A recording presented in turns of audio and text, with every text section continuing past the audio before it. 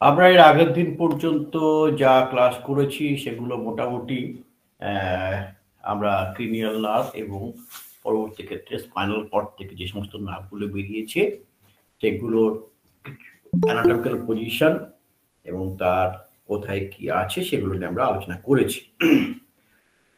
তো আজকে আমার সেরকম ভাবে আর ইচ্ছে নেই যে আমি শুধুমাত্র ওই অ্যানাটমি ফিজিওলজি নিয়ে আলোচনা করব।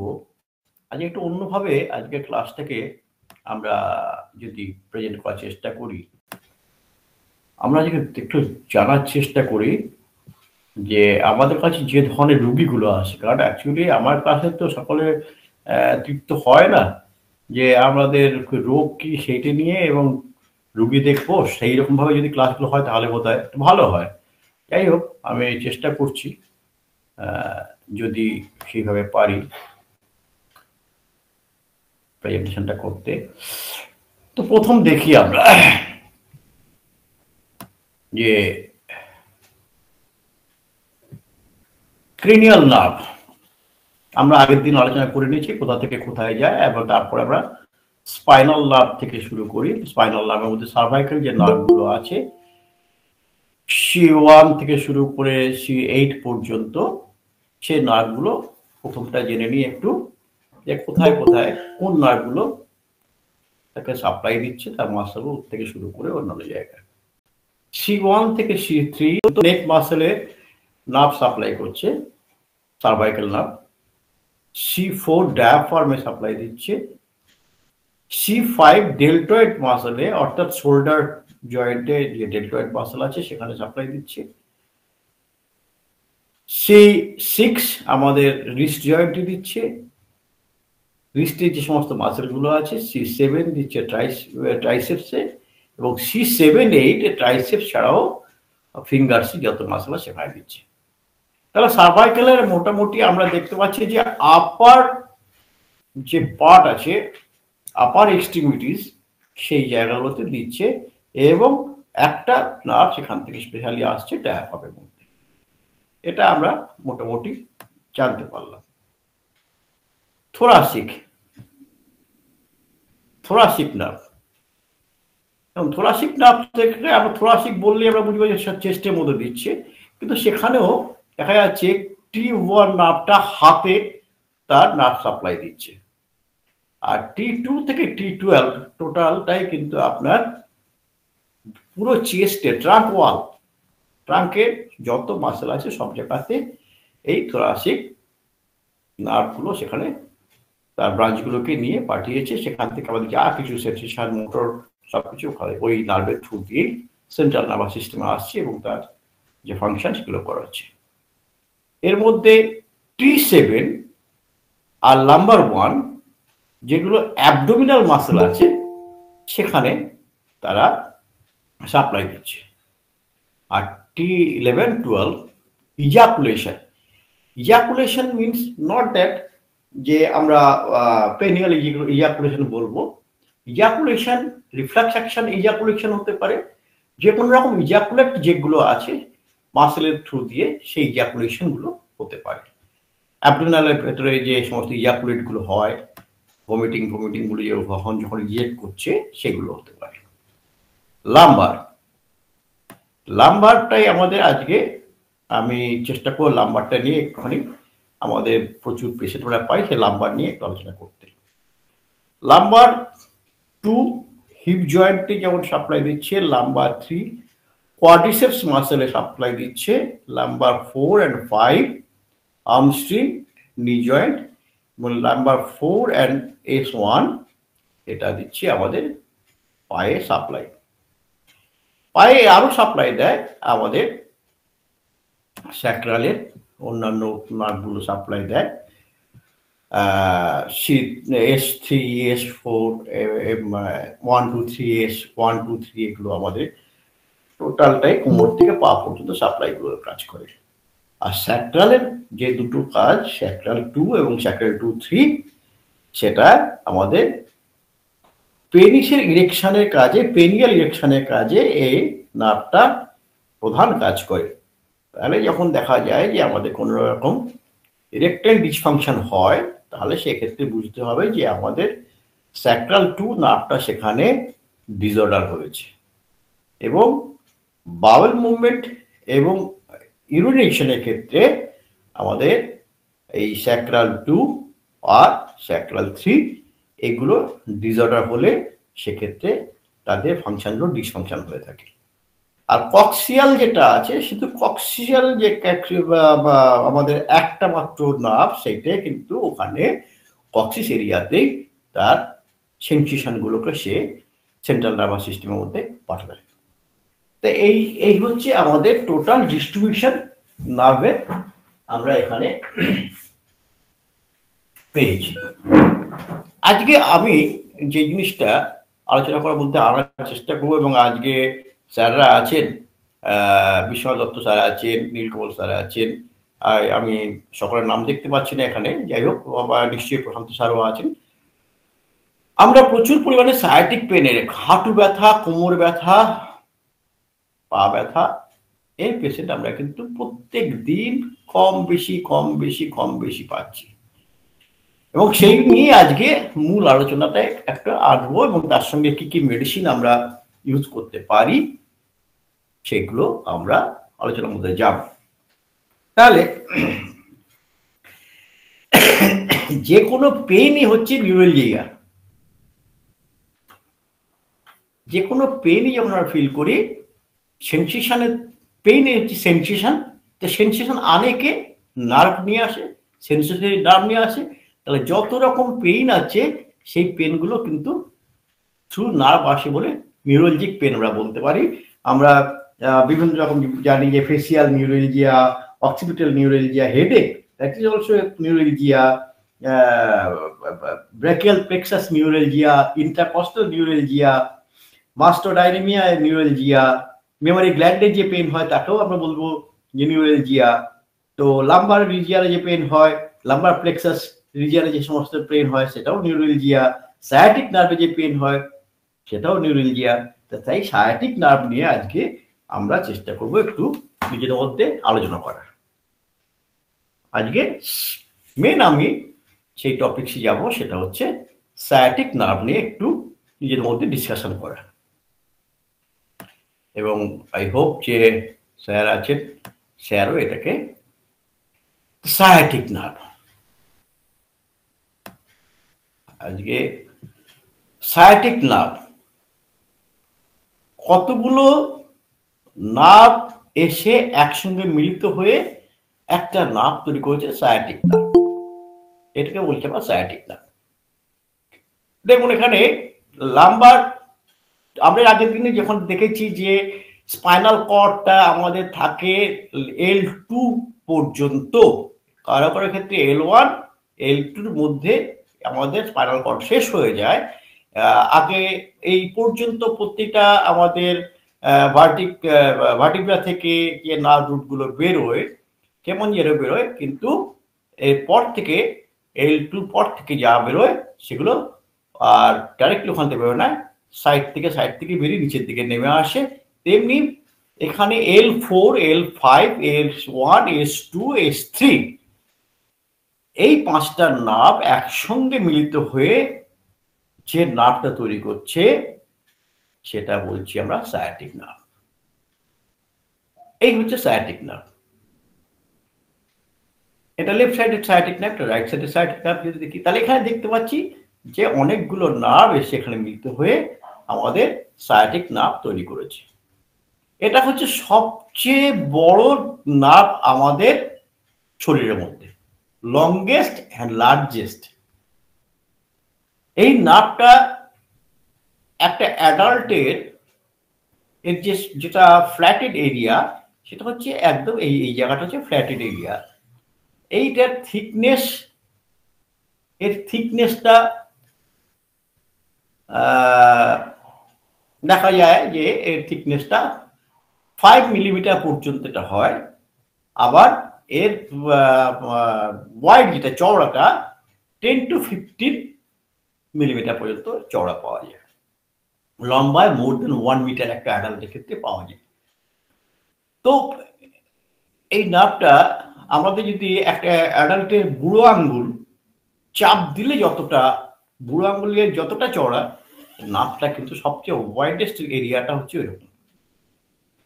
তার এই জায়গাটা এরকম ফ্ল্যাটেন দিয়ে, এবং পরবর্তী ক্ষেত্রে যত নিচের দিকে নেমেছে তখন সে আস্তে আস্তে সিলিন্ড্রিক্যাল হয়ে গেছে, গোল রাউন্ডেড সার্কামফারেন্স হয়ে গেছে। তাহলে আমরা এখান থেকে দেখতে পাচ্ছি এই দাঁড়,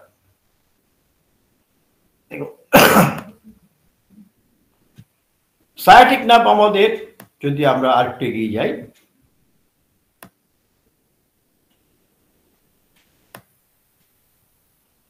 দেখুন সায়াটিক নার্ভটা এসে আমাদের আবার দুটো ভাগে ভাগ হয়েছে। কোথায় ভাগ হয়েছে? হাঁটুর পেছনে, পেছন দিকে, থায়ের পেছন দিক থেকে কিন্তু সায়াটিক নার্ভটা নেমেছে। এটা সায়াটিক নচ, সায়াটিক নচ এসছে আমাদের যে হিপ বোন আছে, হিপ বোন সায়াটিক নচ দিয়ে কিন্তু এটা বেরিয়ে এসছে, বেরিয়ে এসে এটা সায়াটিক নচ দিয়ে সোজা বেরিয়ে এসছে। অন্যান্য মাস, অন্যান্য যে ইয়েগুলো আছে কি বলে,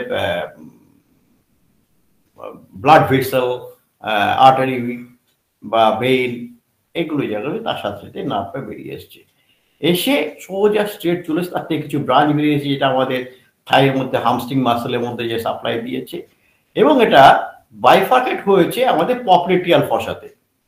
হাঁটুর পেছনটাকে আমরা বলি পপলিটিয়াল ফসা, আপনারা সবাই জানেন। এবং সেখান থেকে দুদিকে দুটো বোন আমাদের গেছে, একটা টিবিয়া, একটা ফিবিউলা, এবং সেই জন্য দুদিকে দুটো ভাগ হয়েছে, টিবুলার ব্রাঞ্চ হয়েছে, ফিবুলার ব্রাঞ্চ হয়েছে এইভাবে। এবং সেখান থেকে আরো ব্রাঞ্চেস হয়ে ডিপ ফিবুলাতে গেছে, সুপারফিশিয়াল ফিবুলাতে গেছে, ল্যাটারাল স্যাক্রালে গিয়েছে, সুরাল নার্ভ গিয়েছে, এই যে গেছে একদম আমাদের পায়ের আঙুল পর্যন্ত আমাদের এই নার্ভটা সাপ্লাই করেছে।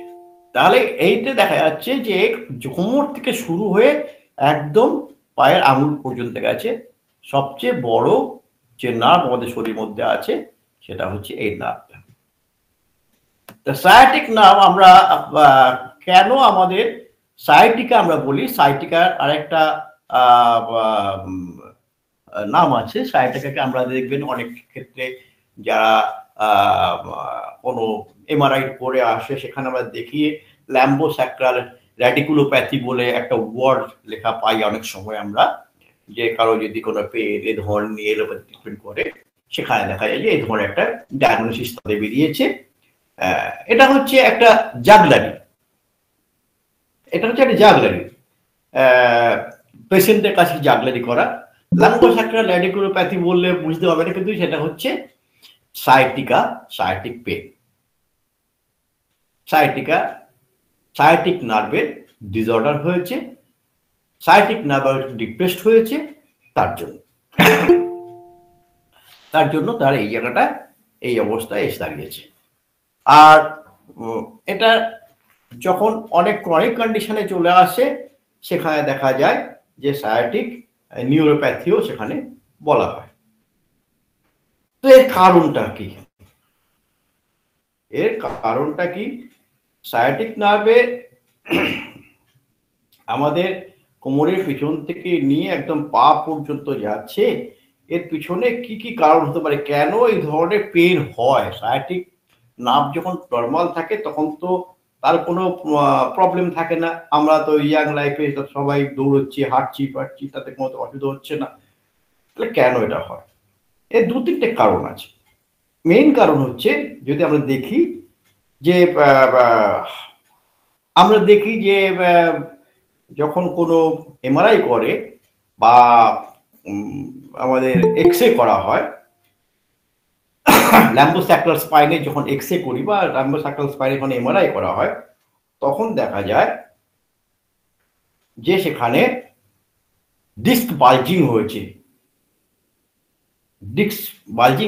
ডিস্ক হার্নিয়েশন হয়েছে। তাহলে কি হয়? এই ডিস্ক বালজিং বা ডিস্ক হার্নিয়েশন যখন হয়, আমরা এই লাম্বার ডিস্কে যদি হার্নিয়েশন হয়ে থাকে তাহলে কিন্তু কি হবে?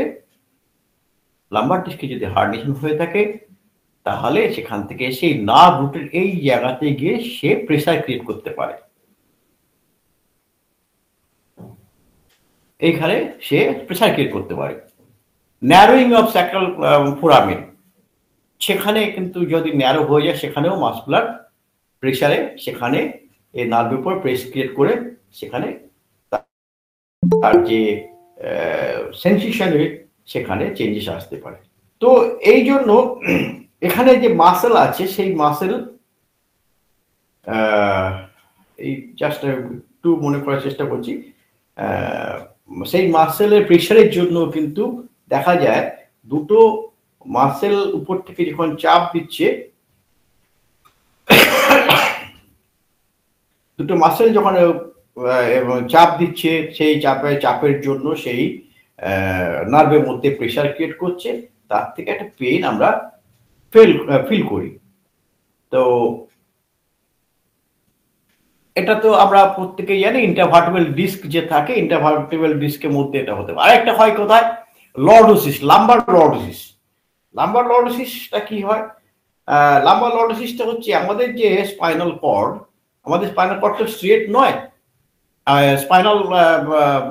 স্পাইন তো আমাদের ভার্টিব্রাল কলম তো স্ট্রেট নয়।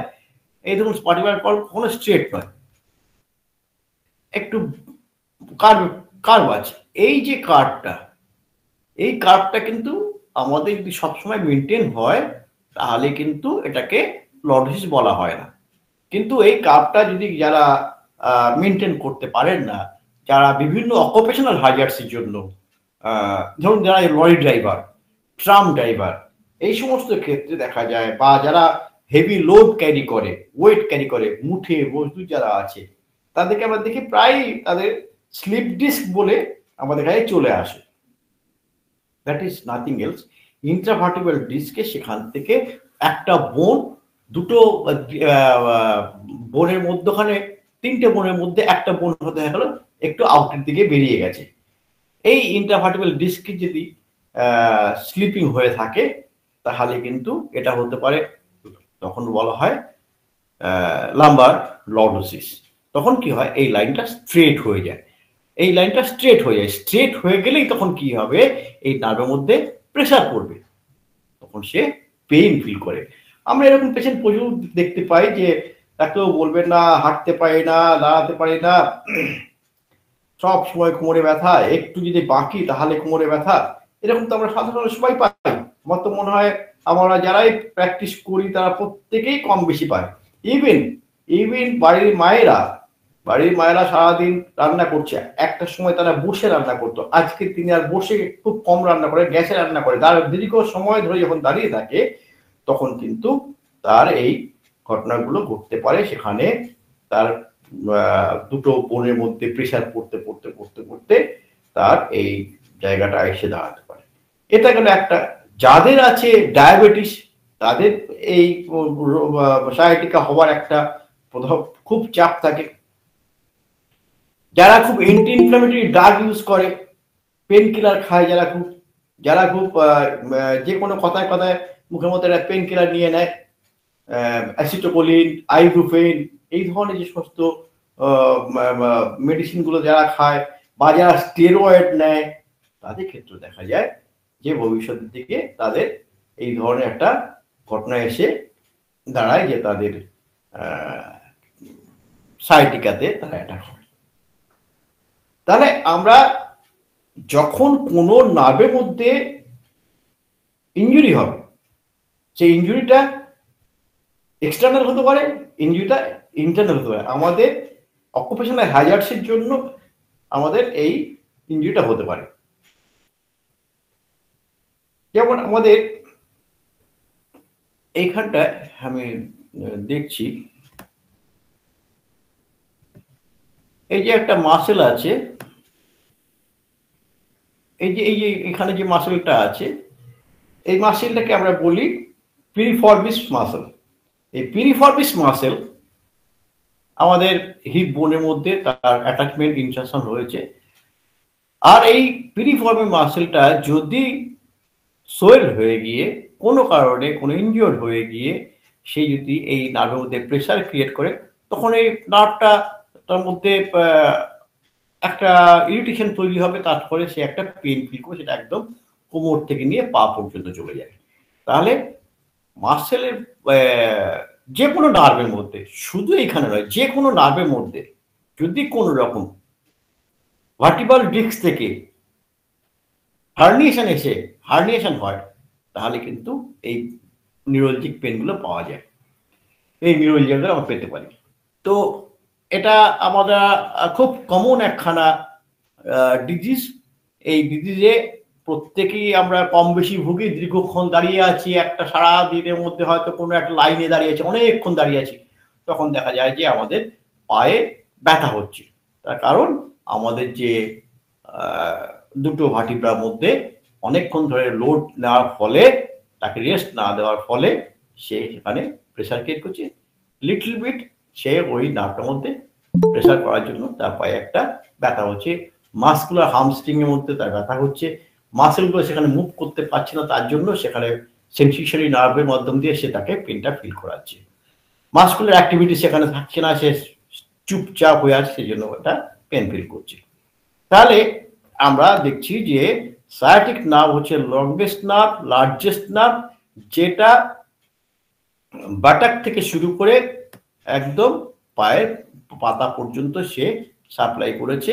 তার ফলে যেখানে যাই ব্যথা আসুক না কেন, যে ট্রিভিয়াল নার্ভে হোক বা ফিবুলার নার্ভে হোক, যেখানেই আসুক না কেন, সেটা হচ্ছে অ্যাকচুয়ালি সায়াটিক নার্ভের ব্যথা। তো দিট ইজ কল্ড দ্য সায়াটিকা।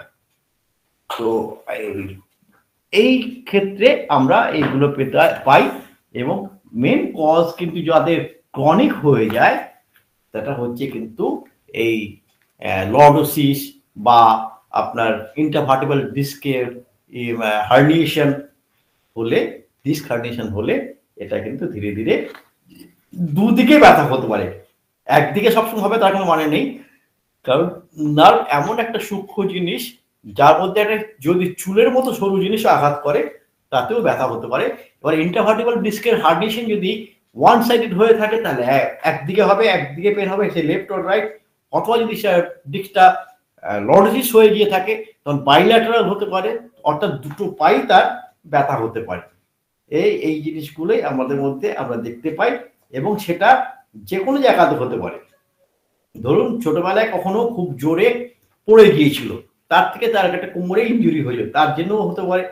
তো আমাদের এই ক্ষেত্রে আমরা কি কি ধরনের মেডিসিন দিয়ে আমরা এর ট্রিটমেন্ট করতে পারি।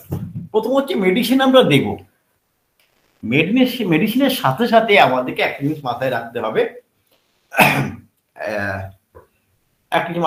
যে আমরা মেডিসিনের সাথে সাথে তাকে কিছু ম্যানেজমেন্ট দেব। মেডিসিনের সাথে সাথে কিছু ম্যানেজমেন্ট দেবো। সেই ম্যানেজমেন্টটা কি? Physical exercise. যদি ফিজিওথেরাপি বা ফিজিক্যাল এক্সারসাইজ না করা যায়, তাহলে কিন্তু এক্ষেত্রে আমরা 100% তাকে কিওরের জায়গায় দিতে পারবো না, এটা মাথায় রাখতে হবে। এবং কিছু কিছু রেস্ট্রিকশন তাকে দিতে হবে যে এই কাজগুলো আপনারা করবেন না। যদি হার্নিয়েশন হয়ে থাকে, ইন্টারভার্টিব্রাল ডিস্কে যদি হার্নিয়েশন হয়ে থাকে, যদি তার লাম্বার লর্ডোসিস হয়ে গিয়ে থাকে, যদি একটা ভার্টিব্রা ডিসপ্লেসমেন্ট হয়ে থাকে, যদি দেখা যায় যে একটা বোন তার আরেকটা বোনের উপরে তার পেছন দিকে যেটা এজটা আছে সেই এজটা ঝুলে পড়েছে, লিপিং আমরা দেখি যে অনেক ক্ষেত্রে এই ধরনের ওয়ার্ডটাকে ইউজ করে, যে লিপিং অফ বোন।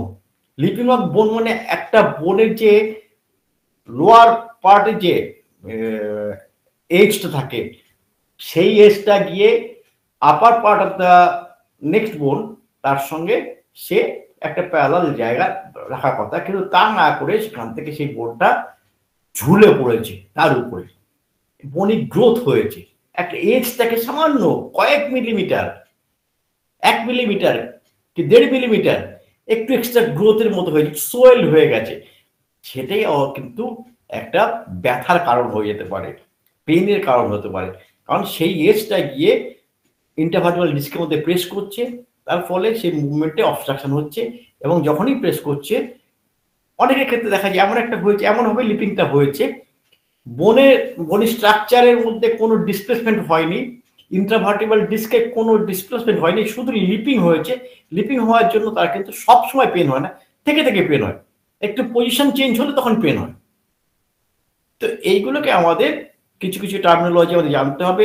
যেগুলো দেখে আমরা এক্স রে রিপোর্ট যখন নিয়ে আসে দেখা যায় যে বেশিরভাগ ক্ষেত্রেই দীর্ঘদিন ধরে এলোপ্যাথিক ট্রিটমেন্ট করেছে তাদের যে কদিন ওষুধ খায় সে কদিন ভালো থাকে, কারণ তারা ওই আইবুপ্রোফেন গ্রুপের মেডিসিন দিয়ে দেয় বা কিছু স্টেরয়েড মেডিসিন দিয়ে দেয়, যতক্ষণ মেডিসিন খায় ততক্ষণ সে ভালো থাকে, আবার তার পুরনো মুশকিলভাব ফিরে আসে, তখন তারা আমাদের কাছে আসে, তার আগে কিন্তু আমাদের কাছে আসে না। তো বা যারা হোমিওপ্যাথিকে ভালো হয় তারা কিন্তু প্রথম থেকেই আসে। তো সেই ক্ষেত্রে আমাদের যদি এই জায়গাগুলো যদি মাথায় থাকে যে কাকে আমরা কি ধরনের এক্সারসাইজ দেব, কাকে আমরা কি অ্যাডভাইস করব, একটা মেইন অ্যাডভাইস যদি যে কোনো লর্ডোসিসের ক্ষেত্রে, যে কোনো রকম লর্ডোসিস, যে কোনো রকম হার্নিয়েশন, যে কোনো রকম বাল্জিং এর ক্ষেত্রে অবশ্যই কোমরে বেল্ট দেওয়া উচিত। অবশ্যই তাকে বারণ করা উচিত ঝুঁকে পড়ে কোনো কাজ করবেন না। অবশ্যই তাকে বারণ করা উচিত কোন রকম হেভি লোড লিফট করবেন না, কারণ এইগুলোর ক্ষেত্রে আরো সেটা অ্যাগ্রাভেট হওয়ার সম্ভাবনা থাকে, আরো ইনজুর্ড হওয়ার সম্ভাবনা থাকে। তাহলে ফার্দার ইনজুরি যাতে না হয় সেই ধরনের যে সমস্ত অ্যাডভাইসগুলো করার সেগুলো আমাদের করতে হবে, এবং যে ইরেগুলারিটিস তৈরি হয়েছে ভার্টিব্রাল কলমের মধ্যে সেইটাকে আমরা মেডিসিনের জন্য আমরা দেবো, কিছু মেডিসিন দিয়ে তার নর্মালাইজ করার চেষ্টা করবো, কিন্তু তাকে ঠিক জায়গায় ফিরিয়ে নিয়ে আসতে গেলে তার সাপোর্টিং যে ডিভাইসগুলো সেগুলো যদি তাকে আমরা দিই তাহলে সেটা আমাদের মেইন একটা জায়গা হবে সেইগুলোকে ঠিক করে রাখা। যেমন বলছি বইয়ের তাকে আমরা যদি বইগুলোকে একের উপর এক রাখি, কখনো কখনো দেখা যায় বইয়ের তাকে বইগুলো ইরেগুলার হয়েছে, তখন আমরা কি করি হাত দিয়ে সেটাকে সাপোর্ট দিয়ে সেটাকে ঠিক করে রেখে দিই, বা পেছনে ওয়ালের দিকে চেপে দিই যাতে এক লাইনে থাকে। সরি, তেমনি ভাবে আমরা যদি একটা বেল্ট ইউজ করতে বলি তাহলে কিন্তু তার ক্ষেত্রে সেটা অনেক উপকারী হবে। এইটা হচ্ছে আমাদের নর্মাল অ্যাডভাইস। হোমিওপ্যাথিক্যালি আমাদের প্রচুর মেডিসিন আছে যে সাইটিকার উপরে কাজ করে। আমি যদি অ্যালফাবেটিক্যালি ধরি এ থেকে জেড পর্যন্ত প্রায় প্রত্যেকটা অ্যালফাবেটিক আমাদের সাইটিকা পেনের মেডিসিন পাওয়া যায়। Severe and long continued sciatica pain in left side as if the tendon of hip were so short, এইরকম যদি কোনো সেন্সেশন তার আসে, তার মনে হয় যে তার পায়ের পিছন দিকে একটা শর্ট হয়ে টেনে ধরেছে, তাহলে এখানে সেন্সেশনটা সে কি পাবে, এটাকে একটু আমাদের নিজেদেরকে বুঝে নিতে হবে। মেডিসিনে আমাদের মেডিকাতে এই কথাগুলো লেখা আছে, কিন্তু সেন্সেশন অফ দ্য পেইন এখানে দেওয়া নেই। ধরুন দেওয়া নেই, তাহলে কি হবে, সেন্সেশন অফ দ্য পেইন যখন তার একটা শর্টনেস ফিল হবে তাহলে সেখানে কি হতে পারে, একটা ক্র্যাম্পিং পেন হতে পারে, ক্র্যাম্পিং পেন হতে পারে। এবার সে যখন বসে থাকবে তার একটা কি বলবো ওখানে টেনে ধরার মতো একটা ব্যথা হতে পারে। সেই যখন হাঁটে তখন তার কিছুটা কম হবে, কিন্তু সে যদি চুপচাপ শুয়ে থাকে তাহলে তার পুরো ব্যথাটাই অনেকটাই তার চলে যাবে। এই ধরনের যদি কোনো সিমটম নিয়ে আসে তখন আমরা একটু ভাবতে পারি এমন মিউলের কথা। যখন সে চুপ শুয়ে থাকে তার কোনো ব্যথা থাকে না, অথচ অনেক ক্ষেত্রে দেখা গেছে রাত্রিবেলা শুলেই তার পায়ের যন্ত্রণা বেড়ে যায়। এই ধরনের আমরা সায়াটিক নার্ভের পেনে এই জিনিসগুলো পাই। সাধারণত ক্ষেত্রে দেখা যাবে সায়াটিক নার্ভের পেনে যতক্ষণ সে রেস্ট নেবে ততক্ষণ সে ভালো থাকে। অ্যাঙ্গুস্টিয়া ভেরা এটাও কিন্তু একটা খুব ভালো আমাদের সায়াটিক পেনের মেডিসিন, যাতে কিনা একটা মানে মনে হচ্ছে যেন তার মধ্যে কেউ স্ক্রু ঢোকাচ্ছে, এই ধরনের একটা সেন্সেশন তার মধ্যে আছে। কখনো কখনো সে দেখে কি যে থাইটাতেই ওটা অবশ হয়ে গেছে, আর যখনই সে ব্যথা মুভ করতে যাচ্ছে তখনই তার ভীষণ পেন ফিল করছে। এই জিনিসগুলো আমরা পেতে পারি আমাদের এই মেডিসিনে। একটা বাল্কি পেশেন্ট, বাল্কি ওমেন, আমরা বাল্কি যখনই পাই তখন একটু ক্যালকিরা কার্ডের কথা চিন্তা করি। ক্যালকিরিয়া কার্ভের সায়াটিক নার্ভের পেইন কিন্তু কজ একটা দারুণ, যে স্যার সেই যে যদি সে জল নিয়ে বেশি ঘাটাঘাটি করে।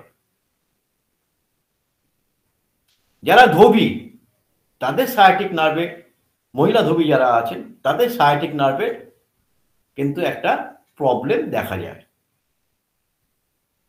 তারা যদি পা ঝুলিয়ে বসে থাকে তাহলে তার পায়ের যন্ত্রণা খুব বেড়ে যায়। কিন্তু সেই পাটা যদি সে উপরের দিকে একটু তুলে নেয়, হাঁটুর উপরে পা তুলে দিয়ে যদি বসে, তাহলে দেখা যায় তার ব্যথাটা কিছুটা হলেও অনেকটা কমে যায়।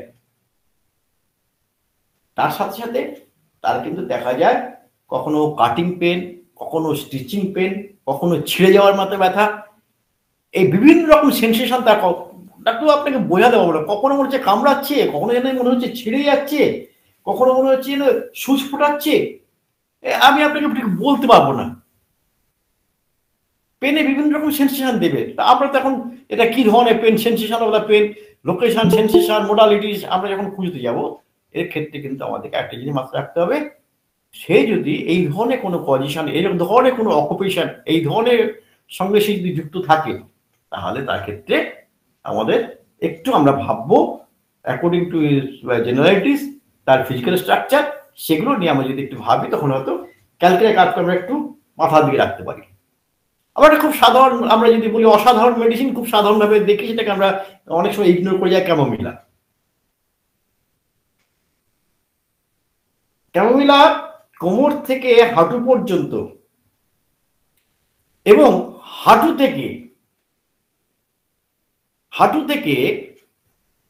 তার টিবিয়া সাইড দিয়ে ব্যথাটা একদম পায়ের তালু পর্যন্ত চলে যাচ্ছে।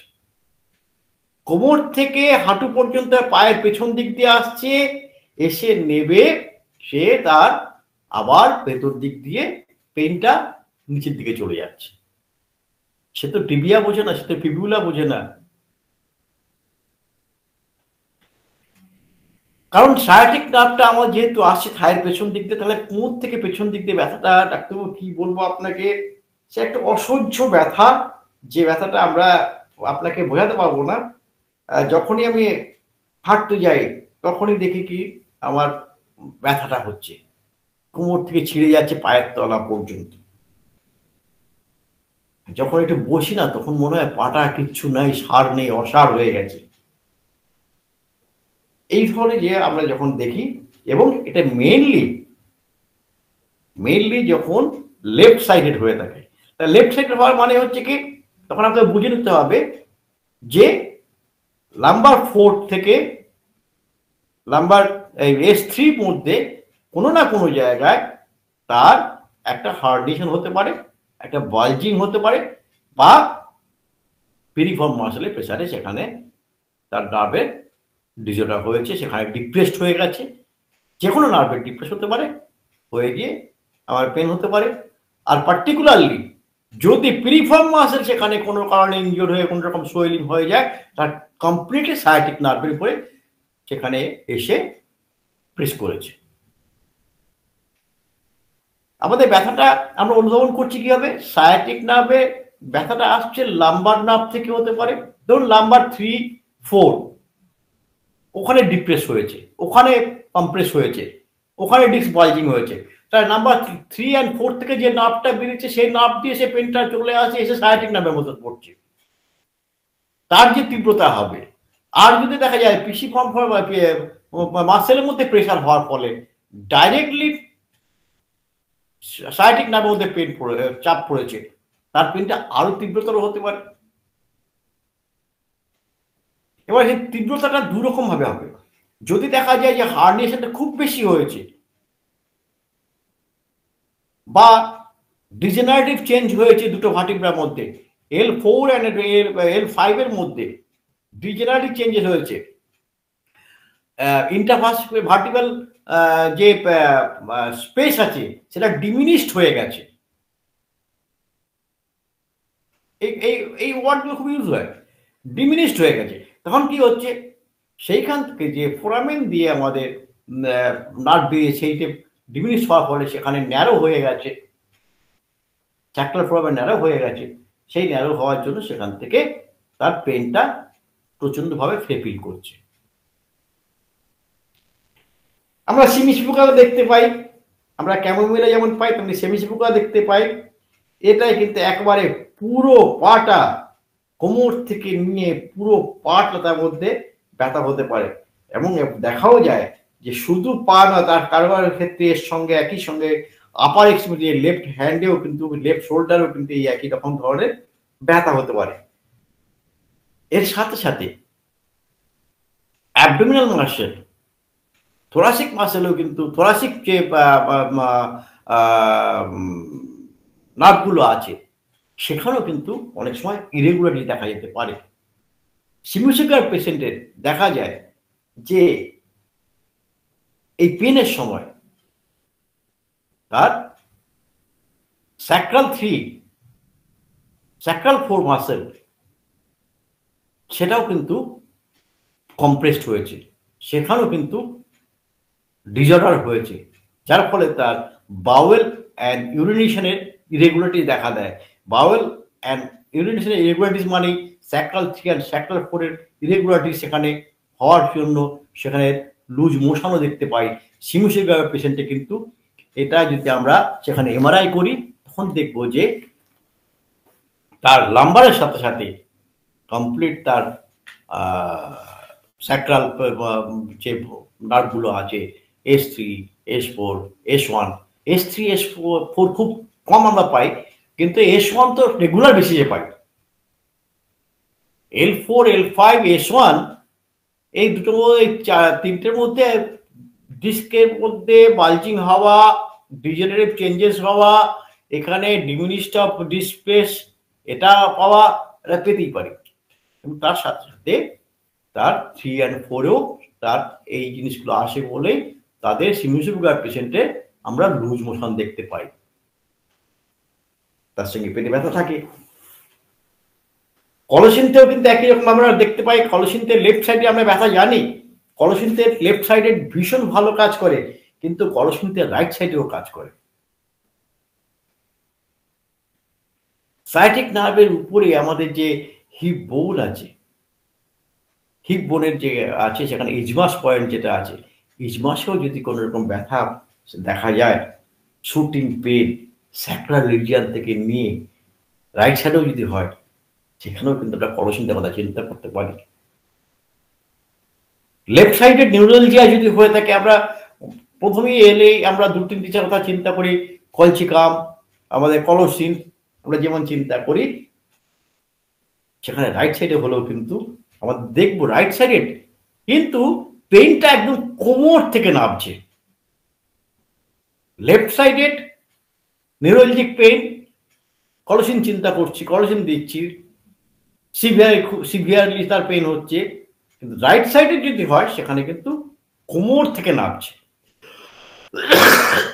সরি, এই জিনিসগুলো আমি জাস্ট টাচ করে যাচ্ছি, মেডিসিনগুলো কিছু কিছু টাচ অনেক ডায়াসকোরিয়াতেও আছে। আমরা ইলাটেরিয়ামকে জানি, একটা রেয়ার মেডিসিন। ইলাটেরিয়াম একটা দারুণ আমাদের লুজ মোশনের মেডিসিন। সেই ইলাটেরিয়ামে কিন্তু দেখতে পাই যে সায়াটিক পেন, লোয়ার লিম্স পেন, তার হিপ থেকে থাই এবং খুব ডিপ সিটেড পেন, সেখানে তার কোমর থাই থেকে শুরু হয়ে একদম পায়ের আঙুল পর্যন্ত চলে গেছে। তা রেয়ার মেডিসিনের মতো আমাদের কমন মেডিসিন ইউপেট্রাম পারফো নয়, ইউপেট্রাম পার্ট, PURP, সেখানেও দেখা যায় লেফট সাইডের সায়াটিক নার্ভ পেন। তো আমরা মনে হয় এরকম আমাদের ফেরামেট আছে, ভীষণ ব্যথা হয়, হ্যাঁ, একদম সন্ধ্যা থেকে মধ্যরাত্রি পর্যন্ত ভীষণ ব্যথা, সে হাঁটতে পারে না, হ্যাঁ, এত ব্যথা তার যে চলতে ফিরতে কষ্ট হয়। যেমন আমরা বলেছিলাম একটু আগে যে ব্যথা রাত্রেবেলা থাকে না, রাত্রে ব্যথা তার কম থাকে, কিন্তু এখানে দেখা যাচ্ছে রাত্রে তার ব্যথা। আমরা এমন মিউরের ক্ষেত্রে পড়েছিলাম যে এমন মিউরে রাত্রেবেলায় ব্যথাটা শুয়ে পড়লে আরাম পায়, আবার ইউপেট্রাম পার্ক হতে দেখা যায় নাইট অ্যাগ্রাভেশন, প্যারামেটালিক নাইট অ্যাগ্রাভেশন। সন্ধ্যা থেকে শুরু হলো রাত পর্যন্ত চলতেই থাকে। জেলসিমিয়ামে আমরা দেখতে পাই অবস্টিনেট সায়াটিক পেন। যখন সে রেস্ট নেয় তখন তার খুব বেড়ে যায়। আমরা কার্ডিয়াক পেনে দেখেছি, জেলসিমিয়ামে দেখেছি, যদি রেস্ট নেয় তার বুক মনে হচ্ছে তো তার এক্ষুনি তার হার্ট ফেল হয়ে যাবে। যখন মুভ করে ইটস দ্য পিকুলিয়ার পেন হচ্ছে, শুয়ে থাকলে রেস্ট নিলে কমে যাওয়ার কথা, কিন্তু জেলসিমিয়ামের ক্ষেত্রে মুভমেন্ট করলে সে অনেক বেশি আরাম বোধ করে।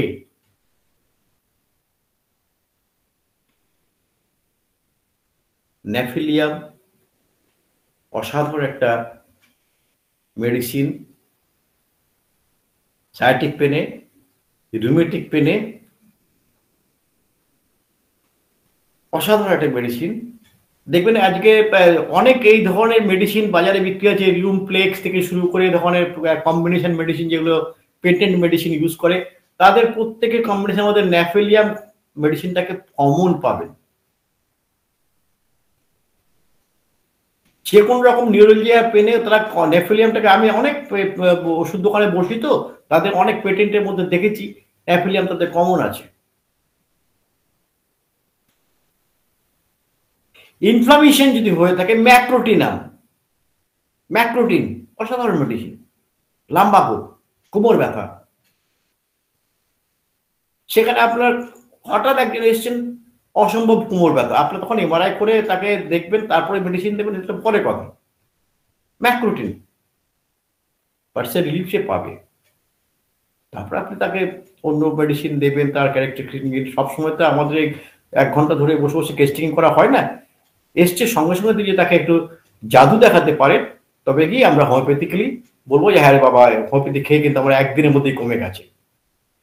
দেখেছি আমি এরকম, আমার ব্যক্তিগত অভিজ্ঞতা থেকে বলছি আমি। ম্যাক্রোটিন একটা অসাধারণ মেডিসিন।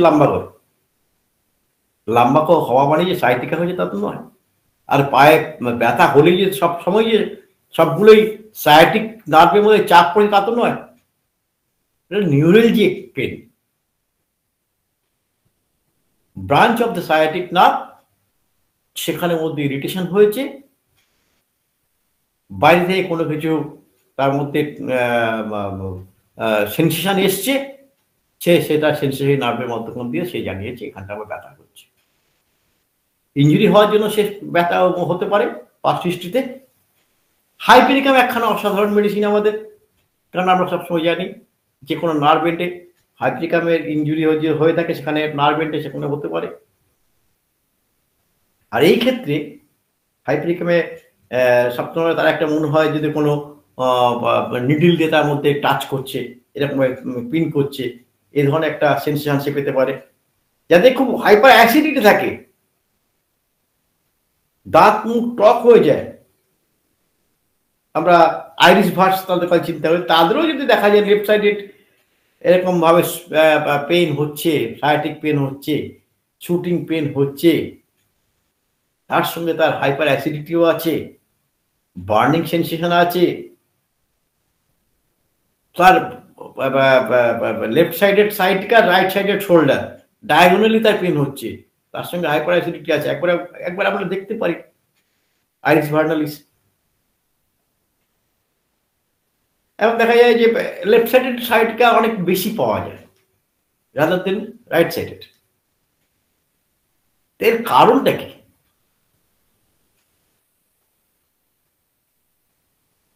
আমাদের রিভার্সিং কিছু হতে পারে, আমরা ডান হাতে বেশি কাজ করি, ডান পায়ে বেশি জোর পাই, ডান দিকটা ইঞ্জুরি কম হয়, বাঁ দিকের প্রেশার তখন সেখানে বেশি পড়ে রিভার্সিং এ। ক্যানিফাসও সায়াটিকার পেন আছে, ল্যাকিসিসও আছে, লিডামেও আছে, লাইকোপোডেমও আছে, এরকম প্রচুর মেডিসিন আমাদের আছে।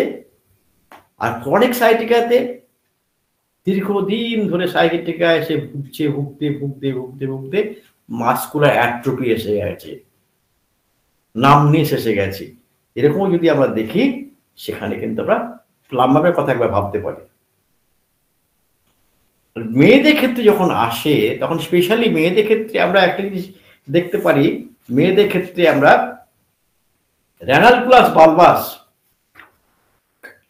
কালিবাইক্রম, এগুলো কথা কিন্তু আমরা মেয়েদের ক্ষেত্রে একটু টপ প্রায়োরিটি দেব। বলবো না যে এইটাই আপনার দাঁড়ি কিন্তু এগুলোকে আমরা একটু প্রায়োরিটি দিয়ে দেখবো যে তার রেনাল বালবাসের সঙ্গে সেই ভদ্রমহিলার ক্যারেক্টারের মধ্যে কোনো মিল আসছে কিনা। যেমন রেনাল বালবাসে কি হয়, একটু মুভ করলে তার ব্যথা বেড়ে যায়, কিন্তু সে যদি শুয়ে থাকে তাহলে কিন্তু ব্যথা কমে না, ব্যথা তার হতে থাকে কিন্তু মুভ করলে বেশি বাড়ে। তো দ্যাট মিনস সেটা বলতে গেলে 24 আওয়ার্সে ব্যথা হচ্ছে, 24 ঘন্টা ডাক্তার ব্যথা হচ্ছে, 24 ঘন্টা। আপনি কি বলো, এক অসহনীয়। যখন হাঁটি তখন আর বেশি হয়, শুয়ে থাকলে যে আরাম পাবো সেই উপায়টাও নেই। এটা এটা এটা এটা তার সঙ্গে সে একটা কিরকম কি বলবো, একটা জ্বালা জ্বালা জাতীয় একটা পেন হয়। আর সেই যে ব্যথাটা কখনো ছড়িয়ে যাচ্ছে পিঠের দিকে, কখনো পায়ের দিকে তো আছেই, তার সাথে কখনো কখনো পিঠের দিকেও ছড়িয়ে যাচ্ছে। তখন আমরা একটু রানাকি বিষয়ের কথা চিন্তা করতে পারি। আর ব্রায়োনিয়ার রাষ্ট্রক্ষ তো আছেই, আমরা যেন ব্রায়োনিয়ার রাষ্ট্রক্ষের কথা কখনো না ভুলি, এটাকে মাথায় রাখতে হবে। সায়াটিক নার্ভের পেনের সাথে সাথে আমরা যদি একটু ভালো করে চিন্তা করে দেখি যে রুটার পেনের কি ডিফারেন্সিয়েশন। যখন আমরা রুটার কথা চিন্তা করব তখন দেখবো শুধু নার্ভের পেন না, যে টেন্ডনের সঙ্গে রিলেটেড কিছু আছে কিনা। যদি টেন্ডন রিলেটেড যদি কিছু পেন তার সঙ্গে থাকে তাহলে কিন্তু আমাদেরকে একটু রুটার কথা আমরা মাথায় আনতে পারি। যদি কোনো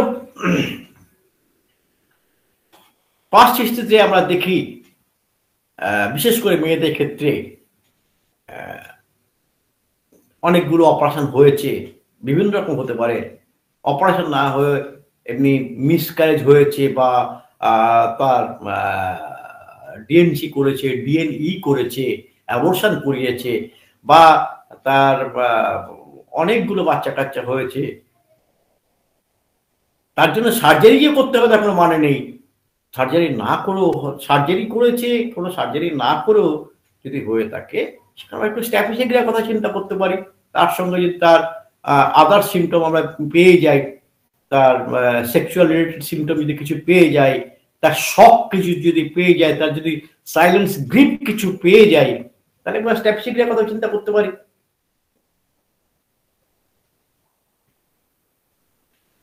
আর আমি last word in English, zincum metallicum, সেখানেও কিন্তু লাম্বার রিজিয়নে দীর্ঘদিন ধরে পেন হচ্ছে। আগে তো আস্তে আস্তে হতে এখন একটা ভয়ঙ্কর পেন হচ্ছে, এখন জ্বালাময় পেন একটা হচ্ছে। এই ধরনের যদি দেখি এবং সে কিছুতেই এক জায়গায় চুপচাপ বসতে পারে না, হ্যাঁ, সবসময় সে এখানে ওখানে মুভ করছে, শুচ্ছে, তখনও সে পা নাড়াচ্ছে, যন্ত্রণার জন্য পা নাড়াচ্ছে না, তা অভ্যাস পর্যন্ত পা নাড়াচ্ছে, যা বোঝা মুশকিল, কিন্তু পা নাড়িয়ে থাকতে পারছে না, এরকম যদি দেখি তখন কিন্তু আমরা জিঙ্কা মেটালের কথা চিন্তা করতে পারি। তাহলে আমি এই পর্যন্ত বললাম, এরপরে স্যাররা আছেন আরো সংযোজন করবেন হোমিওপ্যাথিক মেডিকের উপরে, আমাদের সায়াটিক পেনের উপরে। এইটুকু বলে জানি না সবাইকে কতটুকু আমি শেয়ার করতে পারলাম, আমার যেটুকু জানা আছে সে থেকে আমি সঞ্চালকের কাছে ফিরে যাচ্ছি। দাদারা স্যাররা আছেন, স্যাররা নিশ্চয়ই কিছু সংযোজন করবে বলে আশা করি। ধন্যবাদ। ধন্যবাদ ডাক্তার অজয় কুমার দাস স্যারকে, চমৎকার প্রেজেন্টেশনের মাধ্যমে নার্ভাস সিস্টেমের আজকের পর্বটি উনি বুঝিয়ে দিলেন। স্যারের আলোচনার ওপর যদি কারো কোনো প্রশ্ন থাকে আপনারা প্রশ্ন করতে পারেন। ডাক্তার জয়ন্ত বিশ্বাস স্যার হ্যান্ড রাইজ করেছেন। হ্যাঁ স্যার, আমি জয়ন্ত বলছি স্যার। হ্যাঁ বলুন স্যার। বলছি আপনি ডায়াবেটিসের সঙ্গে একটা সাইটিকা পেনে কথা বলছিলেন, রিলেশন। আমি ঠিক রিলেশনটা একটু কি যদি একটু বলেন, মানে ডায়াবেটিস থাকলে সাইটিক পেন থাকবে? ডায়াবেটিক থাকলে যে আপনার সায়াটিক পেন থাকবে তা না। ডায়াবেটিস থাকলে ডায়াবেটিস এমন একটা আমাদের অবস্থা সৃষ্টি করে যে সমস্ত নিউরোলজিক অ্যাপেথিগুলো তৈরি করে দেয়, নিউরোপ্যাথিগুলো তৈরি করে দেয়, তাতে সে সহায়ক হয়। ডায়াবেটিস থাকলেই যে তারটা হবে তা না, কিন্তু ডায়াবেটিস যদি কারো ডায়াবেটিস থাকে তার তাহলে এইগুলো আরো বেশি বেশি করে অ্যাগ্রাভেট করার সম্ভাবনা থাকে। ডায়াবেটিস থাকলেই যে তার সাইটিকা হবে তা নয়, সাইটিকা তার সাথে যদি সে ডায়াবেটিস থাকে তার কষ্টটা অনেক বেশি বৃদ্ধি পাবে। আমি এটি বলতে চেয়েছি। তার একটা প্রবণতা থাকে, ডায়াবেটিস যাদের থাকে তাদের একটা নিউরোলজিকা হওয়ার, নিউরোপ্যাথির হওয়ার তার একটা প্রবণতা থাকে। আমি এটি বলতে চেয়েছি। Okay sir, thank you sir. Welcome. ধন্যবাদ ডাক্তার জয়ন্ত বিশ্বাস স্যারকে। আরেকজন হ্যান্ড রেজ করেছেন আমাদের মাঝে, ডাক্তার আয়েশা খাতুন ম্যাডাম। জি ম্যাডাম, শুনতে পাচ্ছেন? আপনি প্রশ্ন করুন আপনার। স্যার আসসালামু আলাইকুম। আচ্ছা, আমার স্যার ভালো আছেন? আছি মোটামুটি। আচ্ছা স্যার, ওই আমার প্রশ্নটা হলো, ওই যে বলছেন যে ডিএনসি, তারপর অনেকগুলো বাচ্চা হলো, তাদের মধ্যে কেউ কেউ আছে যে বাচ্চা নষ্ট করার জন্য ওষুধ খেয়ে ফেলছে, তাদের যদি কোমর ব্যথা হয় তার জন্য কি কিছু বলবেন? দেখুন, আপনার ইউটেরাসটা হচ্ছে একটা হ্যাঙ্গিং অর্গান। যে হ্যাঙ্গিং অর্গানটা আপনার পেলভিক রিজিয়নে, আপনার পেছনে যে সমস্ত কোমরের দিকে যে মাসেলগুলো আছে সেখান থেকে লিগামেন্টের থ্রু দিয়ে টেনে রেখেছে। যখন কোনো আপনার অ্যাবর্শন হয়, মিসক্যারেজ হয়, তখন তাকে ওয়াশ করতে হয়। তখন তাকে সেখান থেকে টেনে ধরে, একটা আমাদের পর্সেপ আছে, যে পর্সেপ ধরে তাকে টেনে ধরতে হয়, টেনে ধরে তাকে ওয়াশ করা হয়, বা অ্যাবর্শন যেটা হয়, মিসক্যারেজ হয়ে তাকে ক্লিন করতে হয়।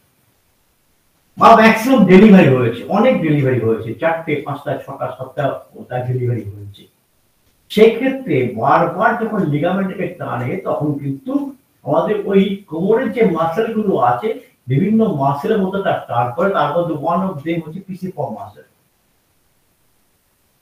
যখন সে পিসিফর্ম মাসেলে টান পড়ে তখন কিন্তু সে প্রেস করতে পারে। একটা কারণের মধ্যে এটাই যে কারণ হবে তার মানে নেই, এটা হওয়ার সম্ভাবনাটা খুব বেশি থাকে। পিসিফর্ম মাসেলের মধ্যে যদি প্রেস করে তাহলে পিসিফর্ম মাসেলে ইনফ্লামেশন হতে পারে। ইনফ্লামেটরির জন্য তার সায়াটিক নার্ভের মধ্যে প্রেশার হতে পারে, তার থেকে সায়াটিক পেন হতে পারে। এগুলোকে দেখুন, সবকিছু কজ কিন্তু বইয়ে লেখা নেই যে এই কজের জন্য এটা হবে। হেভি লোড, হেভি ওয়ার্কিং, যখন একটা কথা বলছি working, heavy load, heavy working. তো আপনার যদি একজন মা যদি দীর্ঘদিন ধরে তার পেলভিক রিজিয়নে একটা ওয়েট ক্যারি করতে থাকে, that is also heavy load. Multiple pregnancy যখন তার হচ্ছে, 10 মাস ধরে সে একটা ওয়েটকে ক্যারি করছে, তো এই ক্ষেত্রে এটা হওয়ার প্রবণতা দেখা যায়। এটি বলতে চেয়েছি। Thank you sir. Welcome. Anima Baidya madam, আপনি হ্যান্ড রেজ আপনি প্রশ্নটি করুন। নমস্কার স্যার, আজকের অসাধারণ একটা ক্লাস হয়েছে। কারণ আমাদের চেম্বারে যদি 50টি পেশেন্ট থাকে তো 48টা পেশেন্ট থাকে নার্ভের। তো এই ক্লাসটা আমাদের জন্য খুব জরুরি ছিল। তো স্যার, আমার একটি কোশ্চেন, একটি পেশেন্ট পেয়েছিলাম, পেশেন্ট অনেক বড় বড় অ্যালোপ্যাথিক হসপিটাল দেখিয়েছে, কলকাতার যত বড় ডক্টররা আছে তাদেরকে। তো তারপরে পেশেন্টের সমস্যাটি হলো ওনার ডান দিকের পুরো নার্ভ, মানে একদম কাঁধ থেকে শুরু করে পায়ের তলা পর্যন্ত পুরোটাই ব্যথা। এটা প্রথমে ছিল, তারপরে অ্যালোপ্যাথিক ট্রিটমেন্টের পরে ওটা আপনার পুরো অল বডি হয়ে গেছে, মানে পুরো শরীর ব্যথা, এবং সঙ্গে চোখে, ডান দিকের চোখে ব্লাড জমে গেছে। তো ডাক্তারবাবুরা বলছেন ওটা চোখের এক ধরনের বাত, চোখটা ভীষণ চুলকায় এবং ফুলে যায় এবং লাল হয়ে যায়।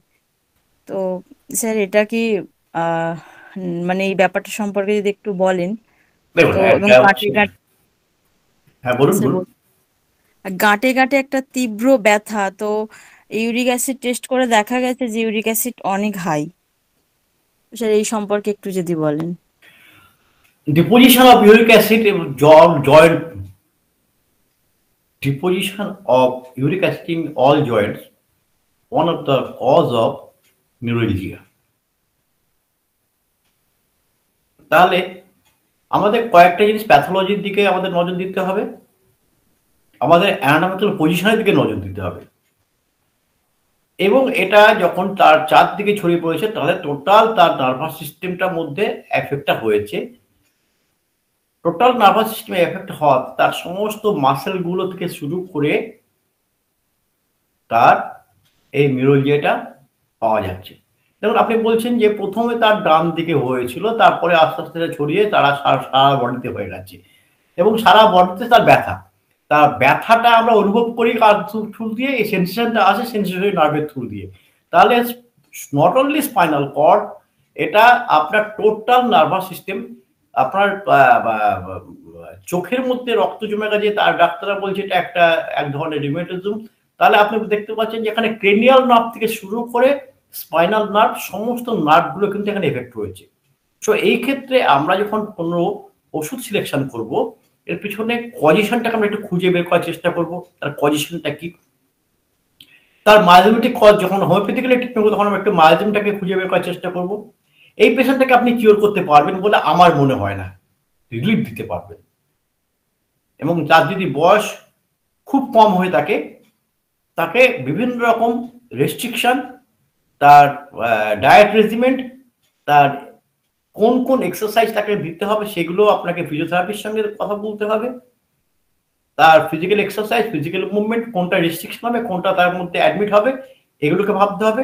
এবং তার সাথে টোটাল কনস্টিটিউশনাল ট্রিটমেন্ট তাকে দিতে হবে। এবং সাথে সাথে আপনাকে প্যালিয়েটিভ মেডিসিন যদি না দিতে পারেন তাহলে কিন্তু তাকে আপনি কখনোই ট্রিটমেন্টের মধ্যে রাখতে পারবেন না।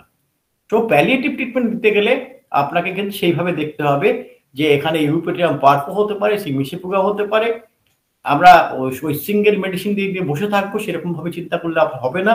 মাঝামাঝি কনস্টিটিউশন মেডিসিনে একটা যেমন দিতে হবে, তার সঙ্গে তাকে প্যালিয়েটিভ মেডিসিন দিয়ে যেতে হবে। আপনাকে প্রয়োজন বলতে ম্যাগনেসিয়াকে দিতে হবে, যেমন ভাবে তারা অ্যামালজেসিক দিয়ে থাকে তেমনি ভাবে আমাদেরকেও সেরকম ভাবে কিছু কিছু মেডিসিন দিয়ে তার পেইনটা যদি সে কম থাকে সেটাকে আপনাকে ভাবতে হবে। এবং আর এর একটা বড় জিনিস হচ্ছে এর মোডালিটিসটাকে দেখতে হবে।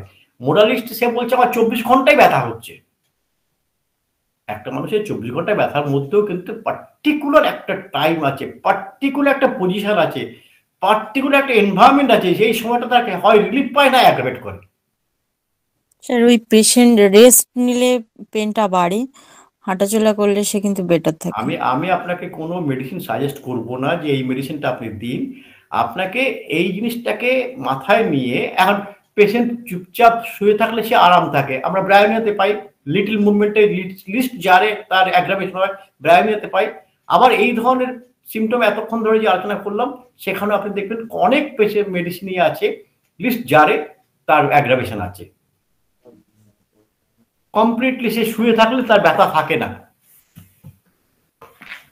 আমি মনে হয় একটু আগে এই আলোচনা করছিলাম যে যখন সে শুয়ে থাকে তখন তার মধ্যে সেই ব্যথাটা সে থাকেই না।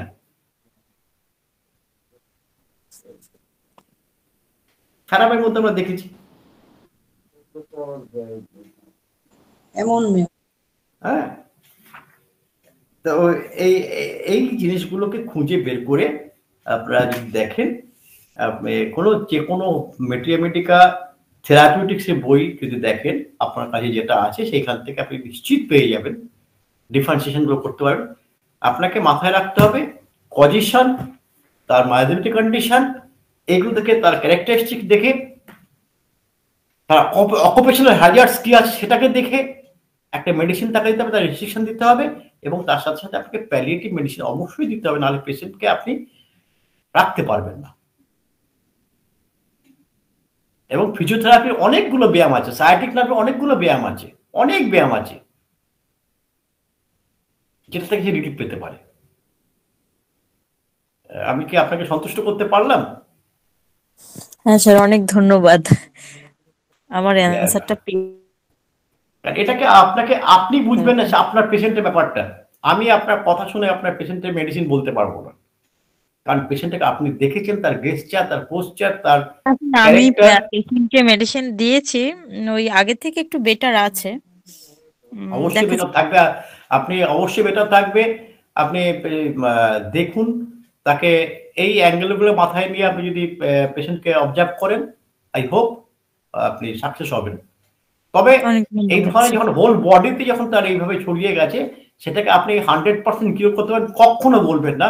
নিউরোলজিক্যাল পেইন, আপনার নিউরোলজিয়া যখন থাকে, তখন কখনো কোনো পেশেন্ট বলবেন না আপনাকে 100% ঠিক করে দেবো। আপনি সবসময়, এটা আমাদের মেডিকেল জাগরা, প্রফেশনাল জাগরাই বলতে পারেন, যে বাবা আপনার কিন্তু মেডিসিনে যাবে মাত্র 4 আনা, আর 12 আনা আপনার ডায়েট হ্যাবিট এবং ফিজিক্যাল এক্সারসাইজের মধ্যে। মেডিসিন আপনাকে খেতেই হবে, তার সাথে আপনার ডায়েট এবং ফিজিক্যাল এক্সারসাইজটাকে মাথায় রাখতে হবে। আর যেটা আপনি বললেন কজেশনের মধ্যে আরেকটা জিনিস, ইউরিক অ্যাসিড, দেখুন আপনি একটা কজ কিন্তু হিন্টস একটা দিয়ে দিয়েছেন। ইউরিক অ্যাসিড তার বেশি আছে, প্রচন্ড বেশি ইউরিক অ্যাসিড। তো আপনাকে ইউরিক অ্যাসিডটা কমানোর একটা চিন্তা করতে হবে। ইউরিক অ্যাসিড যদি না কমাতে পারেন, তাহলে আপনার ক্ষেত্রে, এক্ষেত্রে কিন্তু আপনি জয়েন্ট পেনগুলো কমাতে পারবেন না, কারণ ডিপোজিশন হবে সমস্ত ইউরিক অ্যাসিডগুলো ওই জয়েন্টসের মধ্যে গিয়ে।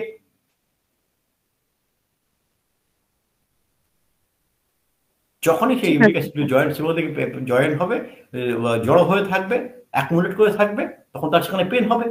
So you have to diminish the uric acid by medicine as well as diet restriction, diet করতে হবে, রেস্ট্রিক্টেড ডায়েট করতে হবে, এটাকে মাথায় রাখবেন। ওকে, ধন্যবাদ। ওকে স্যার, অনেক ধন্যবাদ। আমাদের মাঝে অনেকদিন পর আমরা পেয়েছি আমাদের শ্রদ্ধেয় ডাক্তার নীলকমল বর্মন স্যারকে। স্যারকে আমি অজয় দাস স্যারের ক্লাসের উপর কিছু বলার জন্য বিনীত অনুরোধ করছি। স্যার কি শুনতে পাচ্ছেন স্যার? হ্যাঁ মহারাজ, শুনতে পাচ্ছি এবং কিছু বলে ভাবছিলাম। অ্যাকচুয়ালি স্যার এটা ক্লাস নিলে, প্রথম ছিল থিওরিটিক্যাল পার্ট, খুব ভালো লাগলো। প্র্যাকটিক্যাল পার্টটা ভালো, আর বেশি ভালো লাগলো একদম ক্লিনিক্যাল জায়গাটা, যেটা বিভিন্ন মানুষ প্রশ্ন করেছে এবং তার উত্তর দিয়েছেন। আমরা প্রচন্ড সমৃদ্ধ, তার জন্য সবাইকে ধন্যবাদ জানাচ্ছি, উদ্দীপনার তরফ থেকে স্যারকে তো অবশ্যই, এবং যারা প্রশ্ন করেছেন। এখানে একটু আমার কিছু বলার আছে, হয়তো বলি। অ্যাকচুয়ালি এই যে অনেকে বলেন যে কখন ব্যথাটা হচ্ছে ঠিক করে বলতে পারেন না, বা অনেক সময় দেখেন যে সবসময় ব্যথা। একটা জিনিস এখানে খেয়াল রাখতে হবে, ট্রু পিকচার যেটা, সেটা কিন্তু আমরা অনেক সময় পাই না, কারণ রুগীরা ভুগতে ভুগতে ভুলে যায় তার কখন বেড়েছে কখন কমেছে। আর হয় বিভিন্ন ধরনের ম্যাল ট্রিটমেন্ট হতে হতে, এবং তার সাথে ওই পেনের ক্ষেত্রে রুগীর চরিত্র, যেটার জন্য আমরা ওষুধ সিলেকশন করব, মানে লক্ষণে যদি বিলক্ষণ সাফল্য হয়, আমি কিন্তু প্রকৃত সাফল্যটা পাচ্ছি না এই জন্যই যে আমরা পুরো কেস টেকিং এ সেই লক্ষণটা পাচ্ছি না, কারণ সে রুগী তো নিজেই জানে না প্রকৃত চরিত্রটা কি। অর্থাৎ সেই জায়গাটা একটু বুঝতে হবে। স্যার খুব সুন্দরভাবে একদম প্র্যাকটিক্যাল জায়গায়, অর্থাৎ লোকাল সিমটমকে এভেন উনি একদম স্ট্যাফাসিকটা পর্যন্ত মেডিসিনের কথা উল্লেখ করেন। এ থেকেই বোঝা যায় যে শুধুমাত্র ওই লোকাল সিমটম নিয়ে আমাদেরকে পড়ে থাকলে চলবে না। মাসমেটিকের কথা বলেছেন, এবং স্ট্যাফাসিকের মতো মেডিসিন এসেছে। এখানে 2-3টে মেডিসিন হয়তো সংযোজন করলে ভালো হতো, স্যার বলেননি, সেজন্য তার অনুমতি নিয়েই নিশ্চয়ই অনুমতি দেবে। আমি 2-3টে খেয়াল করি, আসলে প্রত্যেক অবশ্যই অবশ্যই, এখানে আর অনুমতি কোনো প্রশ্নই নেই, আপনি অবশ্যই বলবেন। ঠিক আছে স্যার। প্রত্যেকের চিকিৎসকের একটা নিজস্ব স্টাইল থেকে যায়, সেটা তার যেখান থেকে হোক, সে তার চিকিৎসক জীবনে সেটা অ্যাকোয়ার্ড করে। যেমন আমি পেলিজিকের আগে পরে দেখিনি ছেলে না মেয়ে, তারপর দেখিনি তার বয়স কত, তারপর দেখিনি তার চেহারাটা কত, তারপর সবকিছু বলার পরে যে প্রশ্নটা করে, দিদি বলুন কি দাদা বলুন যে বারে কখন করে, এটা অনেক সময় বলতে পারি। তবুও তার ভিতরে যদি আমি পাই যে সম্পূর্ণ দিকে বৃদ্ধি, তখন যখন আমরা মেডোরিনামের কথা ভাবি, আর যদি বলছে সন্ধ্যা থেকে রাত পর্যন্ত সারা রাত তার কষ্ট, আপনারা তো সময় সিফিলিনামের কথা ভাবি। এখন হচ্ছে আরো কিছু ব্যাপার থেকে যাচ্ছে, যেমন মনে করুন সাইড ওয়েজ নাম আসলে বলতো বললে আমরা মুখস্থ বলে যেতে পারি, কিন্তু রুগীর কাছ থেকে সেই লক্ষণটা তুলে নিয়ে আসাটা খুব ডিফিকাল্ট। এবার একটু মজা করে বলছি, মজা না, আমার একটা ফুচকা গতি বই আছে। ফুচকা কেন বললাম, আপনার মেলায় দেখবেন সব থেকে আগে বিক্রি হয় ফুচকা এবং সব থেকে আগে শেষ হয় ফুচকা। আর দরবেশ বা কালাকাদের মতো জিনিসগুলো হয়তো বিক্রি হয় বা শেষ পর্যন্ত টিকে যায়। চটি বই আছে, তাতে লেখা আছে ডান দিকে সায়াটিকা ব্যথায় এই নিয়ে করে আসলে আমরা তো খুব ভুল ধরতে খুব পছন্দ করি। এই নিয়ে করে আমি আজ যে 10টা ফোন পেয়েছি, স্যার আপনার বইয়ের ওই জায়গাটা একটু ঠিক করে নেবেন, আপনি বাঁ দিকে না লিখতে গিয়ে আপনি ডান দিকেটাতে লেখে শেষ লিখে ফেলেছেন, ওটা বাঁ দিকে হওয়া উচিত। আমি এসে বলি যে প্রায় 5টা এডিশন বেরিয়েছে, 1000 করে ছাপা হয়েছে, 5000 লিখে আমি কি করে সংশোধন বলুন তো। আপনি এক কাজ করুন, আপনারটা কেটে লিখে নিন বাঁ দিকের মেডিসিন।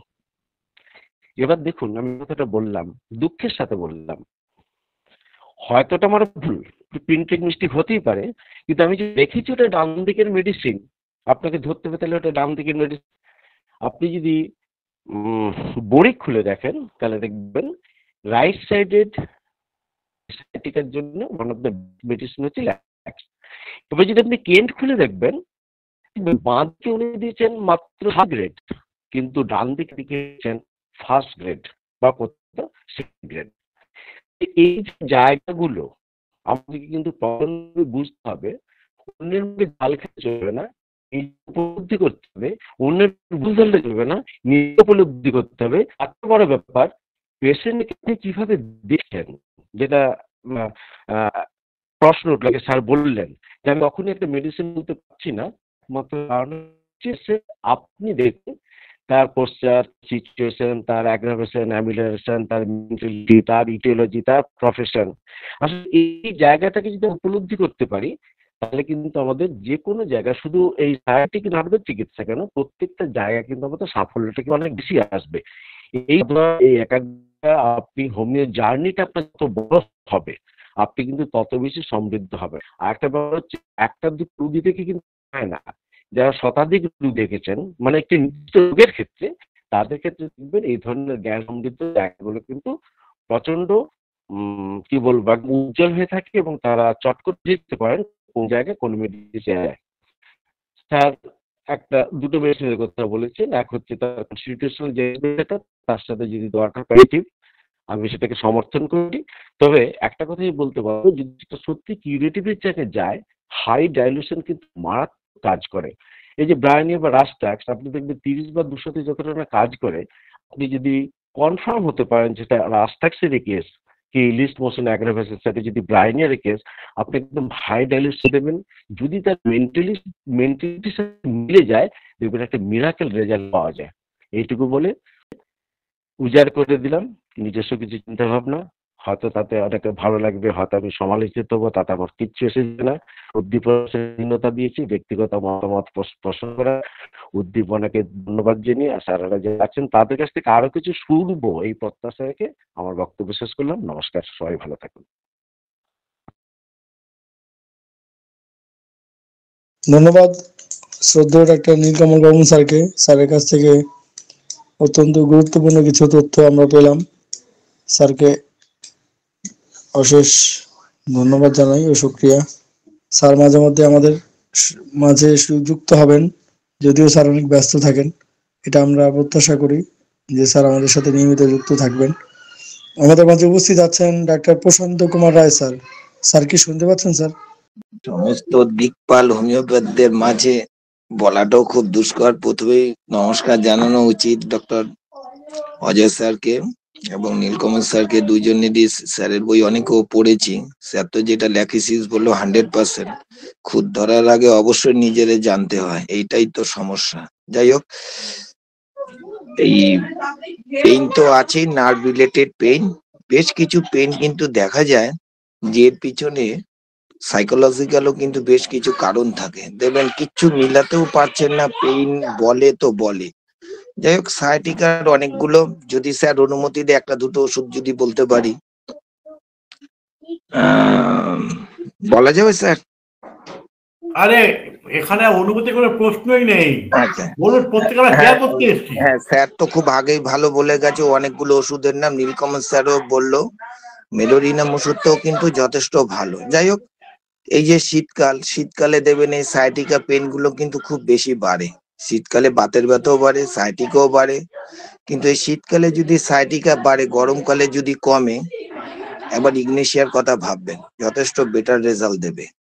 আর আমি হয়তো একবার কুড়ারি পড়িয়েছিলাম, তখন হয়তো সিমটমসটা জানতাম না বা বলতে পারিও নি। এই বাতের ব্যথার সঙ্গে যদি সেই আক্রান্ত পার্টটা যদি খুব শক্ত হয়ে যায়, স্টিফনেস হয়ে যায়, পা গুলো ভাঁজ হয় না, মাসল গুলো একদম হার্ডনেস হয়ে যাচ্ছে, কুড়ারি মেডিসিনটা কিন্তু one of the best medicine. আরেকটা মেডিসিন আমার কাছে খুব ভালো লাগে, পাই না সবসময়, যেমন ধরুন স্টিলিনজিয়া বলে একটা মেডিসিন আছে। এটা কিস সাইকোটিক, কিস সিফিলিটিক ম্যানিফেস্টেশনের ওষুধ। আমি একটা বইয়ের লেখা পড়েছিলাম, স্টিলিনজিয়ার মেন্টালিটি এরকম, পেশেন্ট এসে বলে, ডাক্তারবাবু আপনি যদি আমার এই রোগটা যদি ভালো করে দিতে পারেন, আমার সম্পত্তির অর্ধেক আপনাকে দিয়ে দেবো, বা আপনার এই কিছু দিয়ে দেবো, মানে বেশ কিছু মূল্যবান কিছু জিনিস দিয়ে দেবো। এটা কিন্তু very peculiar mentality of the stillingia. ওই স্যারের কথা অনুযায়ী স্টিলিনজিয়া অনেক হায়ার পটেন্সি দেবেন এবং মিরাকুলাসলি ভাবে রেজাল্ট পাবেন। আর ডায়াবেটিসের সঙ্গে মনে হয় সায়াটিকার একটা রিলেশন থাকে। যাই হোক, এটা একটা কনকমিটেন্ট সিমটমস। এই ক্ষেত্রেও কিন্তু ওষুধ পাওয়া যায়, সেটা হচ্ছে ক্রিওজোল। এটা হচ্ছে ডক্টর ফারুক জে মাস্টারের বইয়ে কিন্তু পরিষ্কারভাবে উল্লেখ আছে, কনকমিটেন্ট সিমটমস সায়াটিকা উইথ হচ্ছে diabetes mellitus, it is medicine, it is a creosol. এই ওষুধগুলো দিলে আপৎকালীন খুবই আমরা ভালো রেজাল্ট পাই। যেমন স্যার ন্যাফালিয়ামও বললো, ন্যাফালিয়ামটাও কিন্তু হচ্ছে রেমিফিকেশন অফ দ্য নার্ভের উপরে কিন্তু ভালো কাজ করে। যাই হোক, এটা আলাদা ব্যাপার। এই টাইপের ওষুধগুলো দিলে যথেষ্ট ভালো রেজাল্ট পাবো। আর আগে একজন প্রশ্ন করেছিল যে ডান চোখের বাত হয়েছিল, হ্যাঁ অনেক সময় বাত হয়, এটা স্যার হয়তো উত্তর দিয়েছে। আমি যদি একটুখানি বলি, আজকেই হয়তো পড়তেছিলাম যে ইউফ্রেশিয়া পড়তে গিয়ে একটা জায়গায় দেখতেছিলাম যে রিম্যাটিজম আই যদি হয়, আমি একটা জায়গায় হয়তো নাক্সমিকেও পড়েছিলাম, কিন্তু rhus tox it is one of the best যদি সেটা রাইট সাইডে এফেক্টেড করে, which is a relief by motion এবং হচ্ছে ওয়ার্ম। এই জায়গাটাও কিন্তু বেশ ভালো রেজাল্ট করে। আপনারা ফ্যারিংটন মেটামেডিকে ইউফ্রেশিয়া পোর্শনটা পড়লে কিন্তু অনেকটা কিন্তু হচ্ছে ক্লিয়ার কাট হতে পারবেন। যাই হোক, ধন্যবাদ। কিছু ভুল হলে অবশ্যই মার্জনা করবেন, অনেক স্যার আছে। ধন্যবাদ স্যার। ধন্যবাদ প্রশান্ত কুমার রায় স্যারকে, স্যারের চমৎকার অভিজ্ঞতাগুলো আমাদের মাঝে শেয়ার করার জন্য। স্যারের আলোচনা থেকে আমরা অনেক কিছু শিখতে পারি এবং সমৃদ্ধ হই, এই জন্য স্যারকে অশেষ কৃতজ্ঞতা জানাচ্ছি। আমাদের মাঝে উপস্থিত আছেন ডাক্তার গিরিধর বিশ্বাস স্যার, আমাদের পরম শ্রদ্ধেয় স্যার।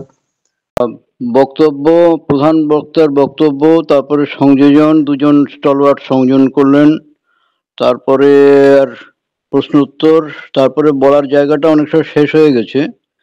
তবুও বলি যে আমাদের প্রধান বক্তা একটা খুব সুন্দর জিনিস বলেছেন, সেটা হচ্ছে আমাদের সায়াটিকার যে একটা উদাহরণ দিতে গিয়ে বলেছেন, বইগুলো আছে, বইগুলো এলোমেলো হয়ে গেছে, ওটার মানে একটা নির্দিষ্ট সারিতে রেখে দেওয়া এবং আলমারিতে একটা ঠেসে দেওয়া।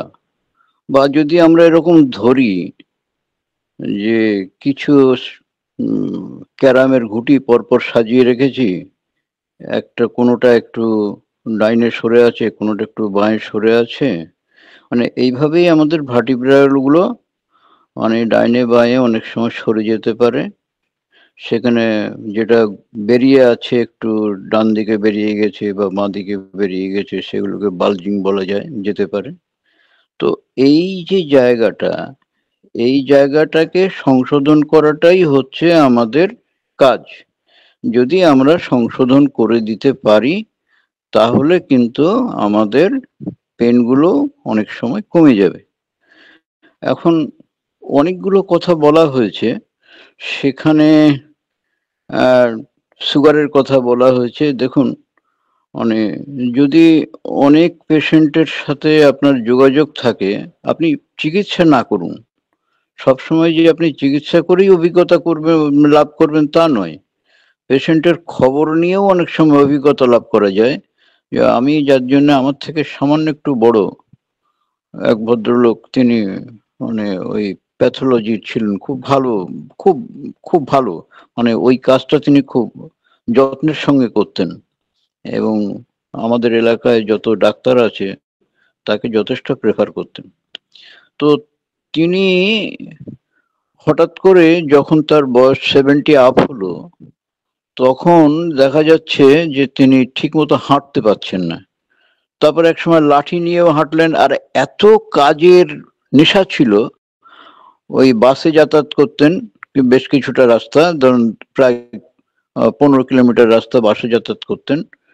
তো সেই সময় তিনি অনেক সময় সঙ্গে লাঠি ব্যবহার করতেন, একটা ফোল্ডিং লাঠি তিনি নিয়েছিলেন এবং চেম্বার থেকে ওঠা নামার সময় একজন, আর ফোন তো আছে, একজন হেল্প করতেন তাকে। তারপরে একদিন খবর পেলাম, আমাকে বলল যে আপনি একটু আসুন, মানে একই সাথে একই পাড়ায় থাকা প্রায়। তো কি হলো, বলছে আমি বাড়িতে একা ছিলাম, আমার মিসেস গেছে ইয়েতে, মেলায় গিয়েছিল, পাশেই মেলা, তো মেলার তো এখন অভাব নেই, আমাদের কল্যাণীতে প্রচুর মেলা হয়, তো মেলায় গিয়েছিল, আমি বাড়িতে একা ছিলাম। এবারে আমাকে ডাকছে, কলিং বেল চাপছে, আমি কিছুই করতে পারছি না, তো শুধু চিৎকার করে বলছি আমি আটকিয়ে গেছি। তারপরে সেই দরজা ভেঙে ভেঙে মানে কাঁচটা ভেঙে, তারপরে হাত ঢুকিয়ে ছিটকিনি, মানে তালা দেওয়া ছিল না, এটাই ভাগ্য আর কি, ছিটকিনি খুললে তারপরে গিয়ে দেখে ওই পায়খানার কোমরের মধ্যে বসে আছে, উঠতে পারছে না। তো এখন উনি প্যাথোলজি নিয়ে কাজ করতেন, কিন্তু নিজের কাজটা অন্যান্য সব রক্ত পরীক্ষা অমুক তমুক এগুলো সব করে নিচ্ছে, সুগার ছিল বোধহয় একটু। তো পরে যেটা ডিটেকশন হলো যে বোন ক্যান্সার, তার বোন ক্যান্সারে আক্রান্ত। এখন মানে অজয় দাস স্যারের সাথে একটা জায়গায় শেয়ার করি, উনি বলে গেছেন যে অনেক পেন কিলার খেলে এরকম হতে পারে। তো এই ভদ্রলোক ছিল, তার রেসপিরেটরি ডিস্ট্রেস, হাঁপানি ছিল, এবং তিনি প্রতিদিন 2-3 বার ইনহেলার নিতেন এবং সেটা বোধহয় স্টেরয়েড ছিল, স্টেরয়েড থাকার সম্ভাবনাটাই বেশি। তো এখন ওই নিয়ে সে কাজের মধ্যে সবসময় ব্যস্ত থাকতো, যথেষ্ট হাসি খুশি ফুর্তিতে চলতো। তারপর আলটিমেটলি কিছুদিনের মধ্যেই ভদ্রলোক মারা গেলেন, এটা ডিটেকশন হওয়ার পরে। তো এখন আমি স্যারের সাথে এইটুকুই আর কি শেয়ার করছি যে এই বোন টিবিও হতে পারে, বোন ক্যান্সার হতে পারে, এবং যে আমাদের লিপিং হতে পারে, তারপরে পোরোসিস হতে পারে, এগুলোর জন্য আমাদের সায়াটিকা নার্ভের অনেকগুলো সমস্যা তৈরি হয়।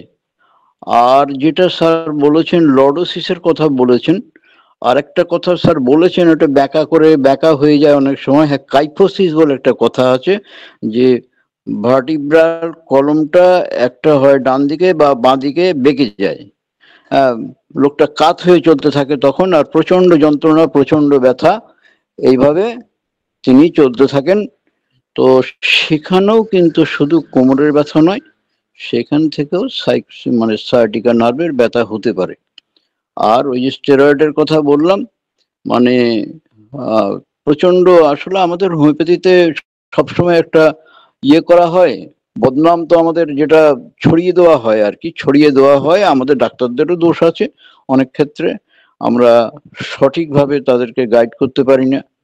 তো এখন কথা হচ্ছে যে এই যে দেরি হয়, এই খানিকটা দেরি সহ্য করতে না পেরে যে তারা কত বিষ গিলে ফেলে, সেইটা কিন্তু তারা নিজেরাও বোঝে না, আর আমরাও অনেক সময় বুঝি না। তো আমাদেরও সেক্ষেত্রে খানিকটা মানে সচেতন হতে হবে।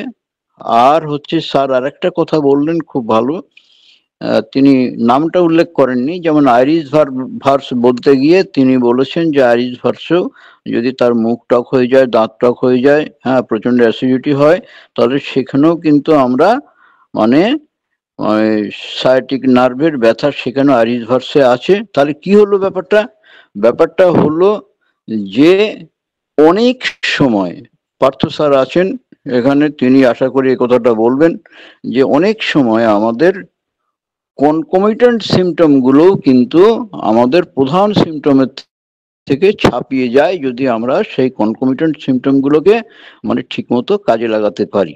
এরপর আসি ট্রিটমেন্টের কথায়। ভাই ট্রিটমেন্ট অনেক ওষুধের কথা বলা হয়েছে, এখন মাইজমেটিক ওষুধের কথাও বলা হয়েছে, থেরাপিউটিক মেডিসিনের কথাও বলা হয়েছে, সব ঠিক আছে।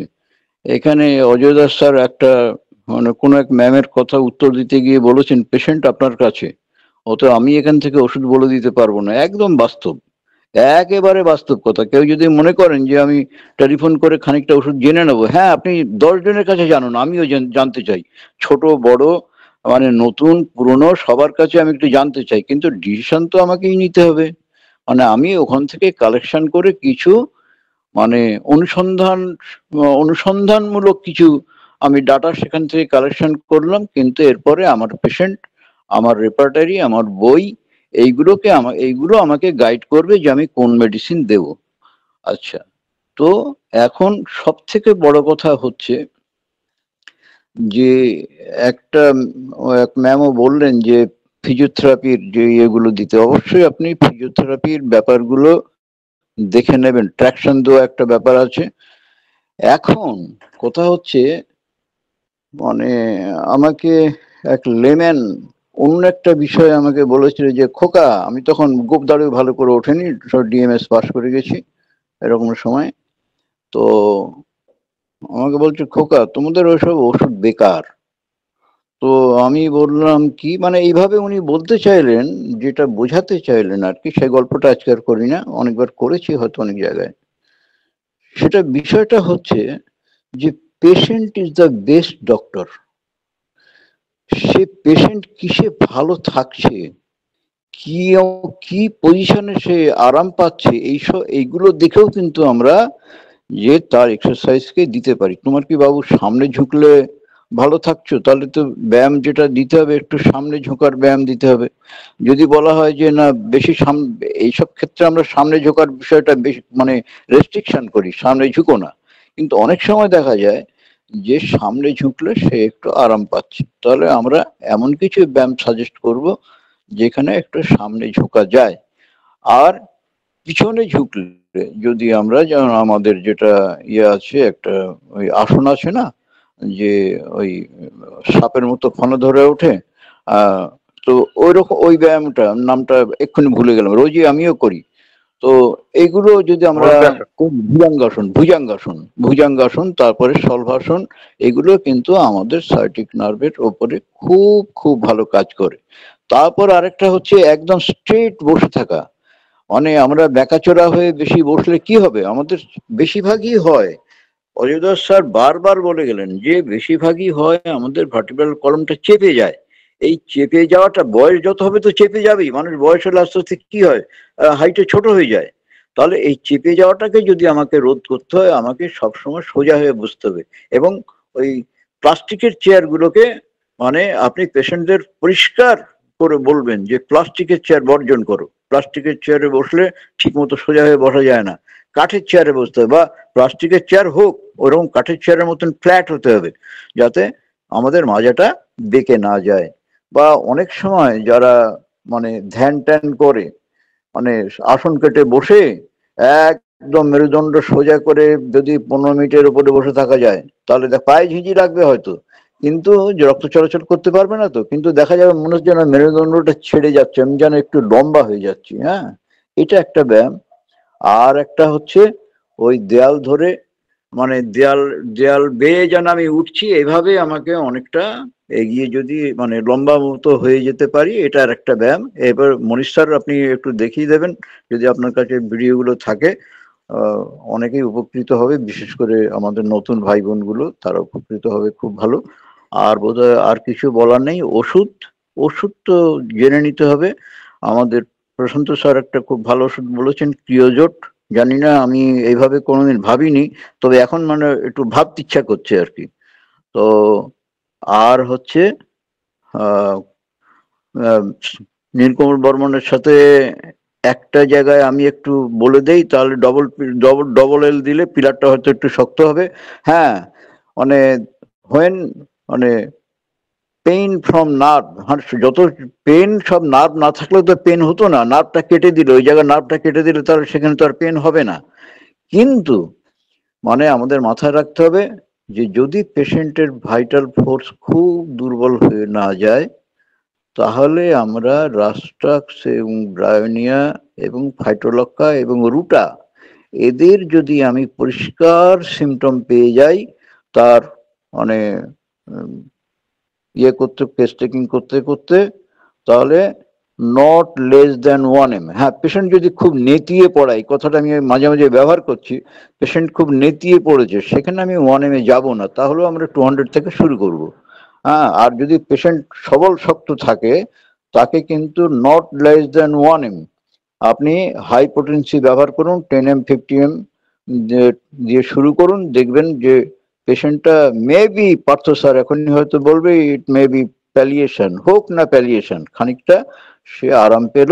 এইবার আমি তাকে মাজমেটিক মেডিসিন দিয়ে আস্তে আস্তে আমরা আরোগ্যের পথে নিয়ে যেতে পারবো। সবাইকে ধন্যবাদ, অজয় স্যারকে ধন্যবাদ, নীলকমল স্যারকে ধন্যবাদ, প্রশান্ত স্যারকে ধন্যবাদ, এবং মনির স্যার এবারে আপনার হাতে ফিরিয়ে দিলাম। নমস্কার, সবাই ভালো থাকবেন।